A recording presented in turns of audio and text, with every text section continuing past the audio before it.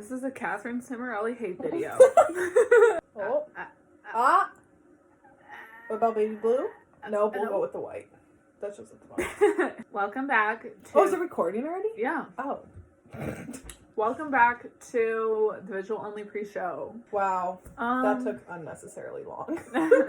We've had a business day, so we got up this morning and Katie road tripped with me 3 hours to buy a book from Barnes & Noble that was one of the last copies I could find anywhere. So I now have a full collection of that book series. Yeah, and it was only $6 and it sells for eBay, or it sells on eBay for like $75, so it was worth the trip. It was a steal. There were a lot of people in the parking lot, though, that didn't know how to move. Yeah. Some we really were definitely slow folks. tourists in a place that we did not want to be tourists. Yeah. There were a lot of Trump signs on our way there. And we were triggered. Take them down, guys. Oh my god. Pack it And we up. also made a big mistake and went through this town that literally you had to go 25 for like a month. No. Like 2 months. No, the speed limit was 30. And the car in front of me was going 21. I'm all for, like, going the speed limit, especially when there are coppers left and right. You're 9 miles under the speed limit. At least go 30. At least. Yeah. And at the first chance I could, I passed. It was bad. It was really bad, but it was fun. And we accomplished a lot in not that long of a time. And then I didn't have HBO. I thought I did, but I don't. So then I had to come over here to MICHAE'S house and watch the Euphoria episode. And now we're going to record. So we're having a business day. And we're together for the first time to record an episode in like I want to say a long ass fucking time. I literally wouldn't even know the last one that we were in person for. Maybe like the Grey's Anatomy episode, the Mother episode. Like those were some early days. Yeah. Obviously we're both like being really safe. We don't do anything. Yeah. We stay home, so we feel comfortable. I mean, if you listen to us at all, we're always just... Do you hear that?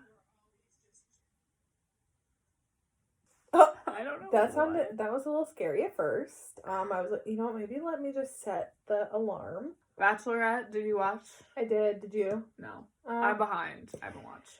It was a decent episode, not as good as the last one.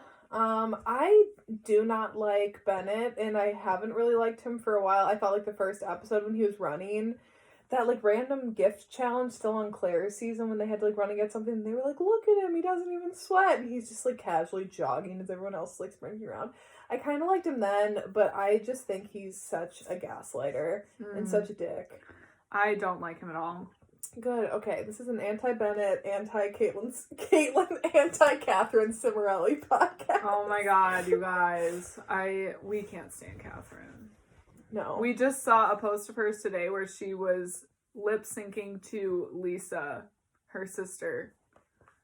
No one gives a fuck about Cimarelli. You guys don't even...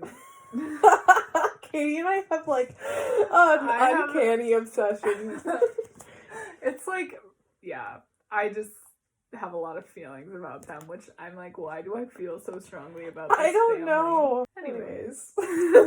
Bachelorette. Yeah, it was fine. I'm looking sucks. forward to next week. One of the guys on there shared, like, a really nice story about his issues with addiction and how he had a surgery when he was, like, 23, like a brain surgery or something, and then after he got out of that, like, they gave him pain medicine because he was in pain, and then he became addicted. And it was just, like, a really just, like, real kind of story. And then another guy, so I think his name is Ben. Okay, I think the other guy was Zach, and I'm pretty sure this guy's name is Ben. I don't know any of their names except for Spencer, because I want more Spencer time on my TV.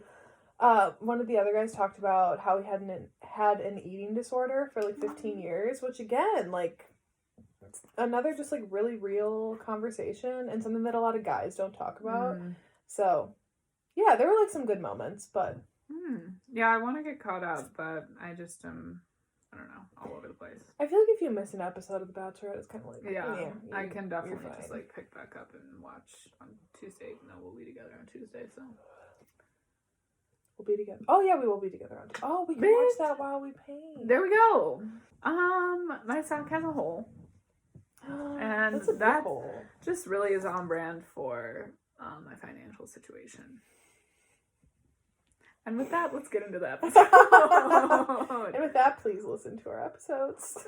You can stream them across multiple platforms. Mm-hmm. We get paid every different time. Mm-hmm. Thank you guys for tuning into this pre-show and for tuning into YouTube. I think that's awesome. Mm-hmm. Let's jump in. Okay. Buckle up. Because it's going to be a long ride. It's going to be a wild ride. No one cares, but we're going to tell you anyways. This is Popcorn Chats. What's up, everyone? Welcome back to Popcorn Chats. I'm Margaret Dupre. And I'm Dr. Bitchcraft. What? Have you seen that with Trixie and Katya? No. And this week, we are back covering Euphoria's first special episode that they're releasing. So, as the tagline says, it is not season 2, it is just a special episode. So we had one this week and we have another one coming next week. And they decided to release this one early. Originally, Katie and I were going to have this episode out on like Wednesday. But then Friday morning, Katie texted me and was like, did you see that they released Euphoria early? Mm-hmm. And I was like, wow, we love that. We also had a schedule. Yeah, because we were debating whether or not to do that, if we should just stick to our schedule, because we were going to do like Wednesday for the majority of December since our 1-year anniversary falls on a Wednesday. So then it worked out to just do like Wednesday for the 2 Euphoria episodes that come out on Sunday. Mm-hmm. But when we were talking about it, All For Us came on my Spotify Shuffle playlist, and I was like, it's a sign. So now we're doing it just to be timely about it and to get the episode out on our normal schedule. We don't know if the next Euphoria special episode is gonna be out early for us to do it on Monday. So if it's not, then we'll stick with either getting it out like Tuesday or Wednesday. But that's in the future, and we will just cross that motherfucking bridge when we motherfucking get there. Also, if you're watching on YouTube, you can see that Michaela and I are together, and we did a visual-only pre-show, obviously, where we talked about what we did today, because we had a little business day. But yeah, we're together at Michaela's house, because I had to watch the episode on her HBO account, and now we're just here together recording for the first time in so long. Yeah. And we don't have to do Zoom, and we're just using one microphone, and it's a beautiful, beautiful time. I'd say we probably haven't recorded together since like February, honestly, because then COVID hit and we didn't see each other. Because then I remember for the YA movies, I was like dropping Divergent off on your front porch. Yep. And like we were like sanitizing them and stuff. Yeah. Should we do a catch up? Sure. I think I'm still in my rut, but less so. I kind of have a direction now. My boyfriend and I are going to be moving to De Pere because he got into grad school, and he's working from home, so we're able to like move, and we found a place. We went apartment shopping, and we found a place that we love, and we're just deciding between 2 units, and I'm just excited to be like change of scenery, or even though I'm gonna be going back to working in retail, I'm looking forward to working again. And still having time to write and pursue creative stuff that I like to do. So it's just kind of like taking it one day at a time is what I'm trying to do. But other than that, I'm good. I'm just chilling. And I'm thankful that I'm alive. But I also feel like this last month of the year is going so slow. And I know it's only the 5th day, but I feel like December is going really slow. Do you think that's because I think of like the day after Thanksgiving, it feels like December, but it's not. So it feels like December has already been like 2 weeks. I'm really excited for Christmas this year, mostly because it's like something that seems like familiar in a year of like something that doesn't feel full of uncertainty. Yeah. But it's like Christmas music all is still the same. Our decorations are all the same. Like, I mean, obviously traditions are different this year because we aren't really seeing family at all, but... Do you have more to update? I'm doing same fucking old, everyone. I mean, what do you expect? Yay. I'm spending a lot of time on TikTok like I always do, and right now, it's a very exciting time. I'm coming up with my top 10 reads of 2020. Yay! It's so stupid, but like that genuinely is making me excited to like narrow it down because I so far have read 145 books. That's and I insane. want to read. I don't even know how to read. I think you do know how to read. We're in book club. My original reading goal is 52 books this year, and then I doubled that, and now I want to triple it, so I need to finish 11 more books this month, so I'm like on a mission. Let's get into Euphoria, this special episode. Hopefully you guys watch. Different than what I think a lot of people were maybe expecting. For sure. Definitely. Well, okay, so Michaela watched it before me, and she told me that it was just a conversation basically between Ali and Rue. And I was like, ew. Yeah, you were not vibing. I literally said ew. I just want to say, overall I liked it. I think the conversation was great. I think it added a lot. I think we got a really good insight onto Rue's character. However, coming off of the finale of 8 and like the ending scene, and just where I think like those 8 episodes, there wasn't like a weak episode among them, never really like a down moment for me. This did just feel not like a letdown, but just not, I wouldn't like rank it above any of the episodes of season 1. Yeah, and I did like the conversation, and I liked getting the insight and to actually hear Rue talk through.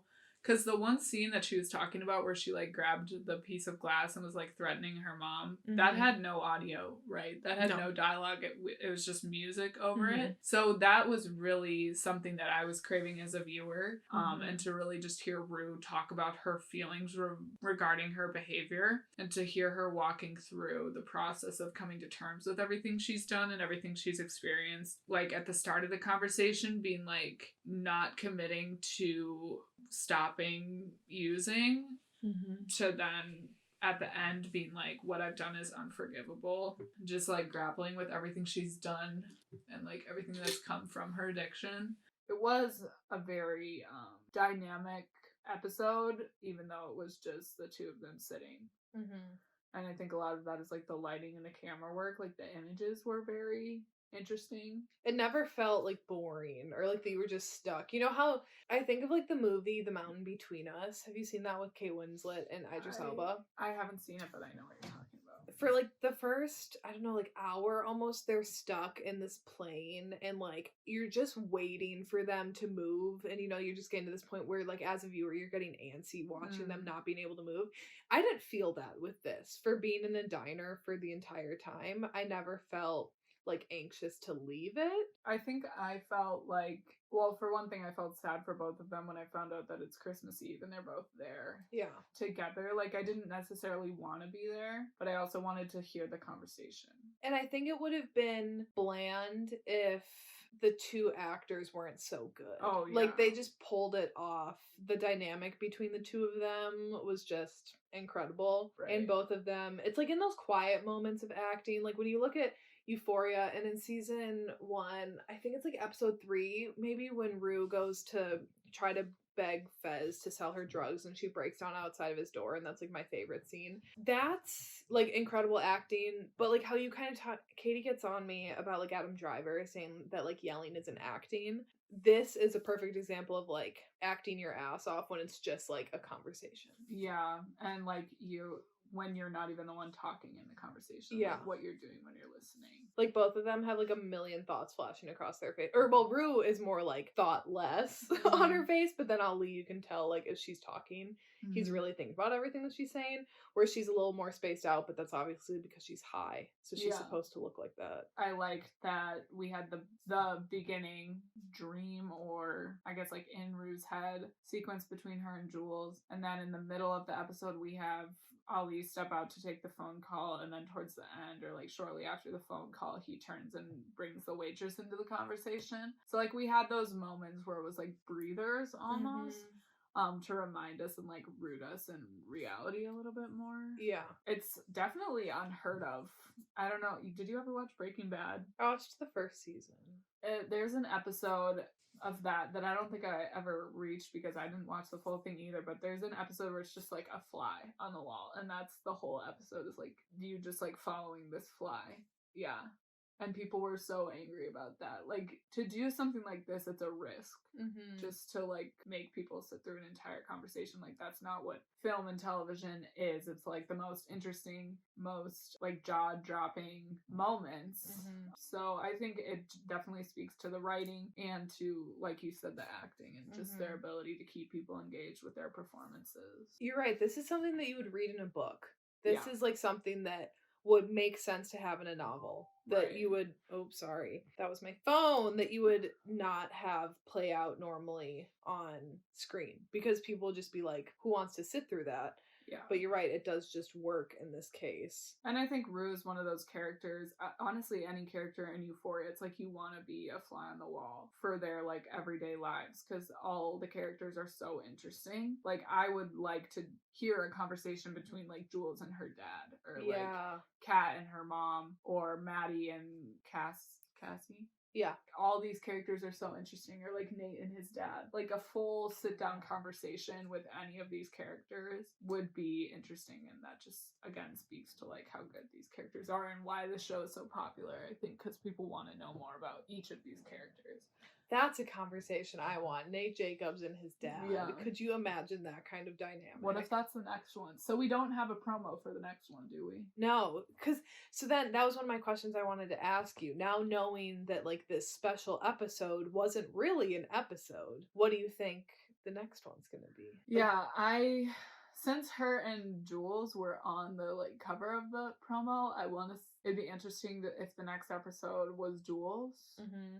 Because we did get some of Jules in this episode with the first sequence of them two waking up in the same bed together. Jules did text Rue during Rue and Ollie's conversation. Yeah. So she's the only other character from like the original cast that made any appearance. Like Rue and Ollie didn't mention any other characters except for like her mom and sister. That leads me to believe that the next episode will cover Jules. Mm-hmm. Which, I mean, obviously with COVID and everything, I don't think this is how anybody expected things to go. Like, I don't think these special episodes would have been a thing if it weren't for COVID. No. Because I remember when we first talked about Euphoria, like, way early when we first started the podcast, and we were thinking that, like, Jules in the second season was going to be, like, not part of it until, like, later or something. Yeah. And they did talk about how Rue and Jules, like, shouldn't be together right now, and Rue really needs to think about her sobriety and not lean on Jules. Yeah, so I think that's why I think the second episode will be Jules' time and what she's been up to, maybe, and her having a conversation with someone and kind of reflecting on her own journey. Because, like, Jules had it rough in the first season, too. Yeah. So I think it will be interesting to hear the relationship from her perspective, because we got in this episode Rue talking about like her anger at Jules a bit, of being like, we were together and she cheated on me, but then Ollie was like, were you ever really together? Which I'd like to hear from Jules, like what her perspective of, like, were they actually together? And, like, does she view it as cheating, or did she think, like, we never really made anything official? We also got Rue talking about why she was kind of blaming Jules for her relapse, but then Ollie was like, you said you were never planning on staying clean, so, like, you can't really put that on her. And I want to know from Jules' perspective what kind of responsibility she takes, or not takes, like, that she shouldn't, but what maybe guilt she feels, if at all, about Rue. Does she even know? I don't know. I mean, I would think so. Because I'm assuming, like, Rue hasn't been clean. So whenever that left off, maybe not. This might be, like, really shortly after. Because that dance was a winter formal. Yeah, I think this is, like, right after. So maybe she doesn't know. I just want to hear more about Rue and Jules' relationship from Jules' point of view. Yeah. Because we already got Rues, and I agree with, like, everything from her perspective. At least that she feels like that she's right in that. But I want to hear it from Jules too. Me as a viewer, I never felt like they were in a relationship, like a clearly defined relationship.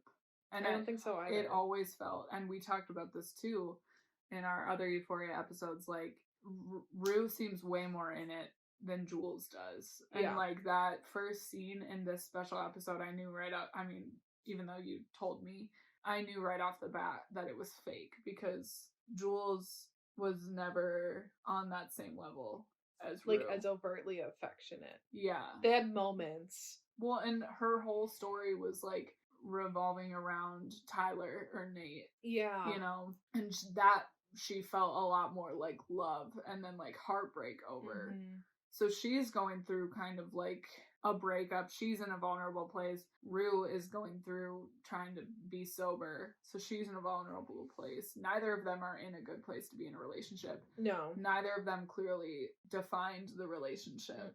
I'm not as big of a Rue and Jules shipper as you are. I'd like to see them in season 2 stay separate, work on themselves individually, and then maybe come together in like a season 3 potentially, but I don't think that right now their relationship is something that's good for either of them.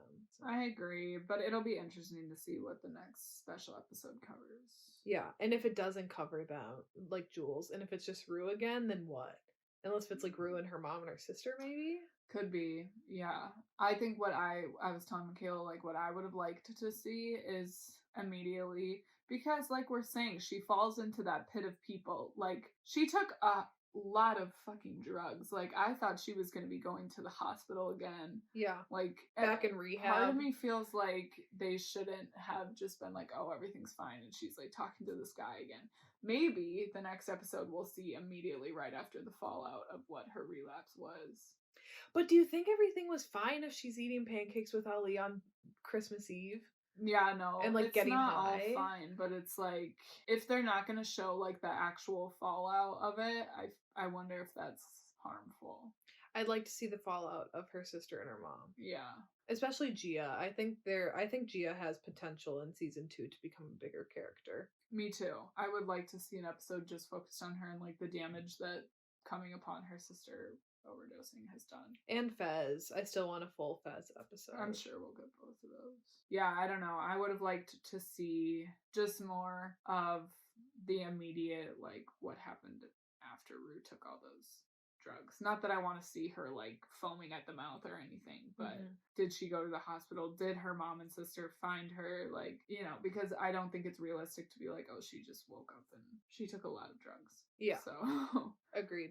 One thing that I noticed that was ironic, one of Rue's lines, was she said, drugs are the only reason I haven't killed myself, which I think is ironic because she has also almost died because of drugs. So I just thought that statement in itself like made sense for Rue, but also we've seen twice where she has almost died because of drugs. And so even though she says like I haven't killed myself because of drugs, she actually almost has. She kind of has created this dependent relationship, or like with her and Jules, and we were talking about how in the first scene where they're both together and happy and like Rue's dream for their relationship has kind of come true. She still takes drugs after Jules leaves. And when she was around Jules a lot and like they were friends and, you know, kissing and whatever, Rue was still doing drugs and stuff. I think that just goes to show that like, yeah, drugs really are the only thing that truly make her happy, which is sad. And I think that her doing drugs in the dream type sequence or whatever that we saw at the beginning also shows that that it's not dependent on Jules of whether or not she's going to stay clean or not. It really has to do with Rue. So for her to blame that on Jules is unfair of her to do. A lot of like stressful situations can make addicts like feel the need to use and stuff and be like, well, it was a really stressful time and blah blah blah, but it's like, would you still be using even if that wasn't happening and even if everything was all good? I liked her line when she was like, lots of people drink and do drugs, and like, what's the difference between me and them? You know, like genuinely, what is the difference between people we deem, I guess like you have a dependency on it, but there's so many people, like especially young people, who need alcohol to have fun. Like just look at all the people who can't stop going out right now for COVID. I'm not saying those people are like alcoholics or anything. Lots of people like overindulge. Yeah, and Katie and I were talking about that on our drive earlier this morning about just like the perception of weed. I mean, granted, we're talking about different drugs in Euphoria, but I mean, really like the idea that people have about people who do drugs versus people who drink, and just the stereotype that goes with drugs, even if like someone could be an alcoholic or a drug addict, like the way that society looks on those people differently. Katie and I said this whole entire episode was like straight facts. Yeah. Like, every single time I'm just like, you're not lying. Ali brought up a lot of really good points, so did Rue.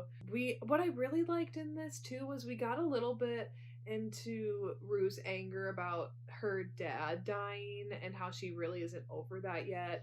And as we saw in season 1, kind of how that's where her addiction first kind of started, was stealing pills from her dad when he was really sick. And how she hates that everyone says, like, people have a purpose in life, because then she's like, well, my dad's purpose should have been here to raise me and my sister and protect my mom, but he died. And I don't know, I just think did a good job of explaining more of like the root anger that Rue has in herself, that until she absolves herself of that, she's never really gonna move on. Yeah, and when your introduction to, I mean, any, like, there's no good, I guess, introduction to certain types of drugs and stuff and alcohol, but like when it's a bad or like toxic introduction, I guess, when it's to, like, for me, my relationship with alcohol has just never been good. Like, when we first started drinking, like late in high school, I was going through a really bad time, and it wasn't like,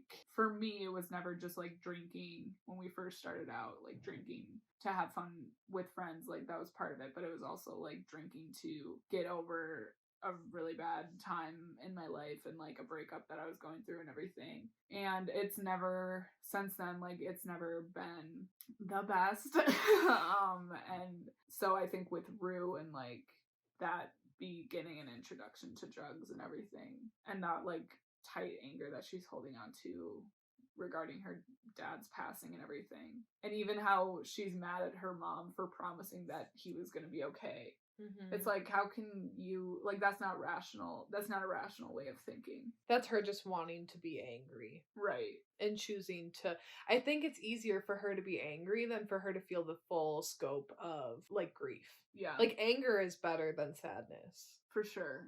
Also, the thing they brought up about, like, the way that this disease is no different than cancer, and, like, addiction is a sickness, but it's not worse than cancer, but, like, sometimes it is, like, because people, like, when you have cancer, people are like, oh, that's awful, what can I do to help? But when you say I'm addicted to whatever, people don't always react. Most of the time, people don't react that way. You know, people are like, well, what are you doing to, like, you know, if I was like, I just got diagnosed with cancer, I don't think you would be like, well, are you in chemo? Like, what are you doing to get better? You know, but if I'm like, that would be an afterthought. That would be like, what are you?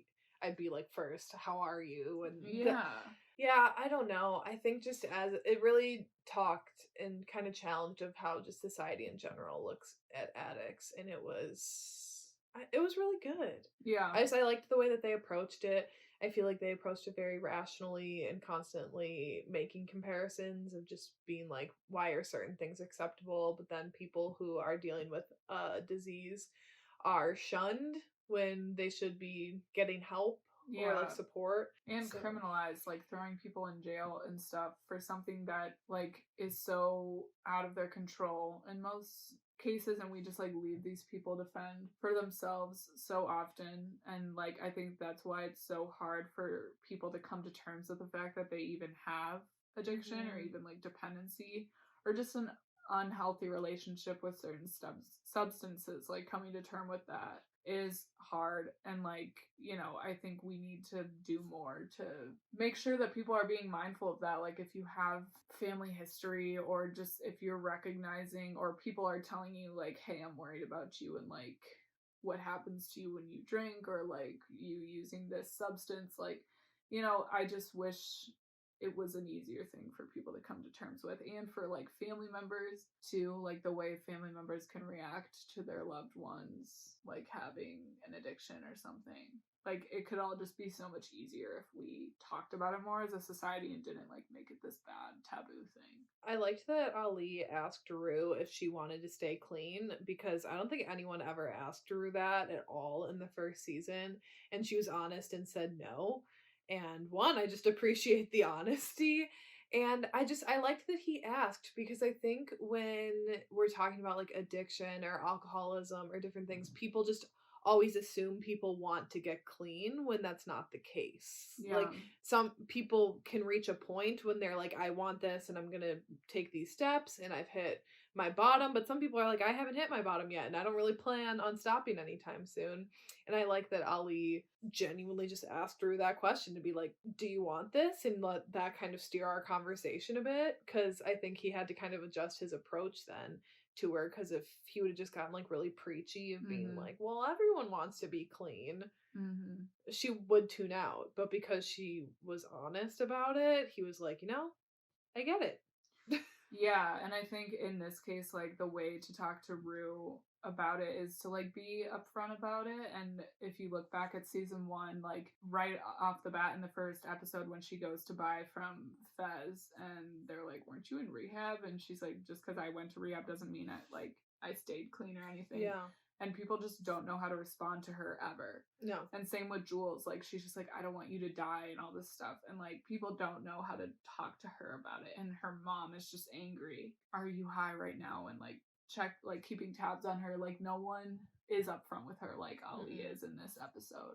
He's got such tough love with her that just works and is exactly what she needs. And at one point he's like, you are 17, you don't know shit, like, you listen to me, you think you're hard, I'm harder, like, going back and forth. That sounded weird, but I'm pretty sure that's what they said in the show. Yeah, but it didn't sound weird when he said it, just me. That he kind of put her in her place a bit, which is what Rue needs, but he also is doing it from a place of love, and he wasn't doing it to like be like, you think you know stuff, like, you don't know anything. He wasn't doing it to like to belittle her or be condescending. He was genuinely just trying to be like, you need to stop with that. Yeah. And this is what you need to hear, and you might not like it, but it's what you need. And she needs that approach, because you're right. Like, her mom isn't going to do that. Jules isn't going to do that. She doesn't have her dad there. Her sister's too young to be doing that. Right. I just like the relationship between Ali and Rue, and I hope that continues in season 2. Yeah. Yeah, and I like the depiction of Rue and her, like, naivety and her immaturity. Like, I think a lot of shows that depict young people are just so off base and come off as tone deaf sometimes, and either make them out to be, like, way more wise and, like, like, I'm thinking of The Fault in Our Stars, where the characters make all these, like, weird quotes and, like, it's a metaphor. Like, fucking 17-year-olds don't talk like that. They talk like they think they know everything, but they don't. And they laugh at the name Billy Bob. Yeah, and, like, I just appreciate the way that Rue is in this. I feel like it's so true. Yeah. Like, you just think you know everything, but you have no idea. Until you have life experience and you're like, oh, I really didn't know anything. Yeah. Talk about someone knowing how to write a teenager. Like, Sam Levinson knows how to do that. And do it well. It's like he actually remembers what it's like to be young. Yeah. Which is good. When Rue was talking about, like, death and just how unfair and cruel and messed up the world is, and how she's just never been able to deal with that, and, like, everybody else just seems to be okay with it and accept it, I was like, that is so true to, like, how I'm feeling right now and how I've always kind of felt. Like, people, especially with COVID and everything, people just, I've been so anxious about it from the get-go, and, like, it's hard for me to understand how people are so cavalier about everything and just going about everything like it's fine. And same with recently, this woman from our town was out on a walk and got hit by a car and died. Like, you could literally just be, like, out on a walk. Life is so unfair, and you could literally do everything right and still end up with cancer, or still, like, have something like that happen to you, where you're literally just trying to go for a walk because there's nothing to do in COVID, and, like, you just need to get out of your house, and then you're dead, and, like, you didn't do anything wrong, and then the drunk person that was driving gets to go on and, like, keep living their life. Yeah. I think that so many parts of this episode, like, hit in different ways that I think everyone who's watching found something in it to be like, Yeah, and maybe, like, certain things they said, like, stuck out to some other, or, like, resonated with other people more. Like, when they were talking about the Black Lives Matter movement, they never mentioned Black Lives Matter, but it was very clear what they were talking about, and how one revolution, like, yeah, you could say you're revolutionary, but there's already another one coming up behind you, and we wouldn't have time to do the one before another one's coming up, and how companies take advantage of those to sell product, and how they really don't actually care. It's all like smoke and mirrors. That, like, that's gonna hit for certain people. Like, Katie and I can watch that and be like, holy shit, like, yes, we need to be talking about this, but that's not gonna, like, directly hit us, because neither you or I are, like, directly affected or, like, directly discriminated against daily because we just are not a person of color. Yeah. Versus then they're going to say certain things about addiction that people who have struggled with that are going to watch and hit, or say things about like mental health that we're going to watch and like pick up on. That I think they're like, I would hope that like you could watch this episode and not feel like an impact from anything, because if you could, go you. But I think a lot of us watch the episode and can find certain things. Like there were so many layers and so many deep conversations and plot points that they hit that I think everyone or most people I think could find something in there that was like, oh, yikes. Yeah. And again, that's like saying something to feel seen just by watching a conversation between two people, pretty much. Yeah. And like to feel like that's relatable, or to feel like what you've been thinking or feeling inside your head, like just had words spoken to that. Like when Rue and Ali are kind of talking about the future, and Rue says like, I don't really plan on being here that long, and he's like, it's easy to like fall into that when the world's so full of hate. And I was just like, oh shit, Sam Levinson. Like there were just really a lot of great moments. And then the phone call, Ali's phone call with his daughters, it was so hard to watch. And I think like some other people could probably watch that and like have that hit them in a certain way, of like just seeing this guy who has made tons of mistakes in his life, and like he admits them, he knows that he's made mistakes and is trying to right them, but the people in his life are like not really ready to accept him back in yet, or at least from like what we've gotten. And it's hard because then you see him with Rue and he's like acknowledging it, and you can tell that he's like a better person and has regret, but is like, you know, I can't change anything and I only need to move forward, but the people in his life aren't ready for that yet. And that was sad. But then you also understand like why they're not ready yet, because he says that like he hit his wife and his kids like watched him do that. And so it's like you can empathize with both parties. And they mentioned something about like how we're so quick to cancel people, and like, you know, we shut people down and don't give each other or ourselves like chance for redemption. And so then we just are like, well, I'm a shitty person and like that's just what I'm gonna be. And it's like, that's a shitty person and that's just all they're gonna be. It's like, wouldn't we all rather be like, okay, they did something shitty, but now they're a good person and actually doing good things? Yeah. Like, I think that makes way more sense than to just be like, they're a shitty person and they're always gonna be a shitty person and anything they do is shitty and they can't contribute anything. Like, that's so damaging. There's a difference between being a bad person, making a bad decision, that I think a lot of people like to see things in more black and white, which I think is why I like fiction and movies and TV shows and novels, because it explores more of the morally gray people, which I think people way more fall into. And I can't really think of like a villain, like a really well done villain that doesn't have something redeemable about them. Or like, I mean, yeah, there are obviously just villains that are just bad for the purpose of being bad, but I'm talking about like Darth Vader. Once again, I'm bringing up Star Wars. Like there are characters like that who, even though they've done bad things inherently, I would argue that they are not bad people. Right. They just made bad decisions. As a society, like, we're so quick to be like, that's a bad person, that's a good person, and like that can change on a dime. Like, I think 5 years ago everybody was like, Ellen DeGeneres, purest person in the world, like that's the best person, one of the best people ever. And then that literally changed overnight. And also I think we're so quick to do that with ourselves too, or at least some people are, like, and especially when you mix like drugs and alcohol into that, it's such a tough balance. Like for me, drinking is often something I do to like cushion social interactions and like make me feel like people like me more, like I'm funnier when I drink. And once it crosses the line and then I'm too drunk and people hate me, and I think we build up in our heads like everybody hates me or everybody likes it when I do this, so I'm gonna be more of this. Like, and it's just like, if we all just embraced the gray area like you're talking about, it would just be better for everyone. Like, no one is 100% good, no, and no one is 100% bad. Oh, I guess, did this episode make you more excited for season 2, or did it kind of like placate? Plateau?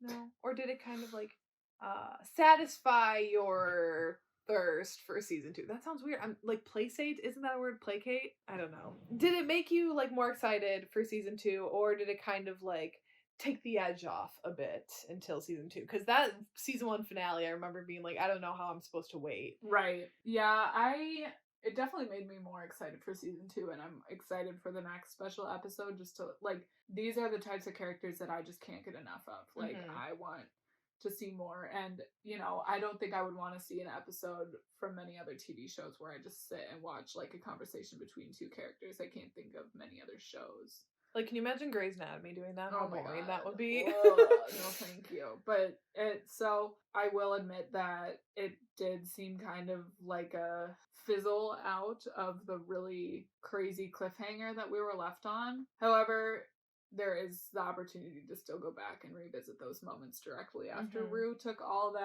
those substances. But yeah, I'm equally, if not more, excited. And I'm just glad that we got more Euphoria content. Yeah. Like, given the circumstances and COVID and everything, and how we were so close to having season 2 being filmed. I know. They were literally doing table reads. I agree. I think this has kind of satisfied me for a bit, and I'm excited to see what the next episode is going to be. I don't know.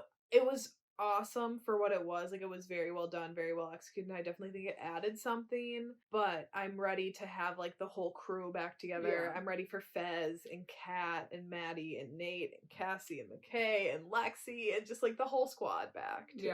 Alright, guys, well, this is going to be kind of a shorter episode, but obviously this Euphoria episode had just the one conversation, so, you know, obviously if you are out there struggling with, like, addiction or literally just anything, like, it's a hard time in the world right now.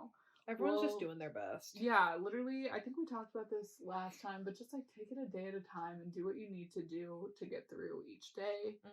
And just stay well. We'll link some resources in below, as always. But yeah, just know that, like, you're not alone if you're going through it, because that's, like, the one good thing about everything that's going on is, like, we're all kind of in it together. Which I know, like, I'm sick of people saying that, but it's true. Next week, we will be talking about the next episode of Euphoria.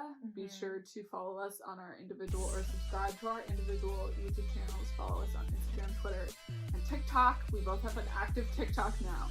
Katie got hers going. So check those out. And our Popcorn Chats TikTok. Yeah. And our Popcorn Chats YouTube channel. Thank you for listening or watching. I think that's it. Wear a freaking mask. Stay inside. Wear a mask. All right, Lilas.